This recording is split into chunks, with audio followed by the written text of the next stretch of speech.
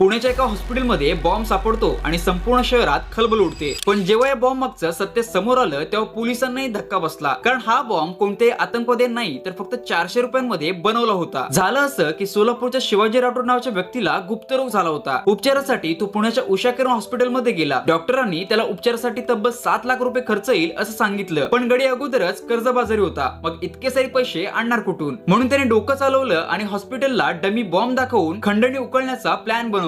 त्यांनी युट्यूबवर व्हिडिओ बघितले आणि पाईप, वायर आणि ऑनलाईन मागवलेल्या 160 रुपयांच्या घड्याळाचा वापर करून एक डमी बॉम्ब तयार केला। त्याचा एकूण खर्च होता 400 रुपये, पण त्याच्या एका चुकीमुळे तो पकडला गेला। बॉम्ब बनवताना शिवाजीची चिकटपट्टी संपते आणि तो हॉस्पिटल जवळच्याच एका दुकानात ती घ्यायला गेला आणि तिथे त्यांनी ऑनलाईन पेमेंट केलं। याच एका ऑनलाईन पेमेंट आणि सीसीटीव्ही फुटेजमुळे पोलिसांना त्याची ओळख पटली। तो ट्रेनने नेपाळला पळून जाण्याच्या तयारीत होता, पण एटीएस आणि पोलिसांनी त्याला नागपूर रेल्वे स्टेशनवर बेड्या ठोकल्या। मॉरल ऑफ द स्टोरी: माणूस स्वतःचा जीव वाचवण्यासाठी कोणत्याही थराला जाऊ शकतो।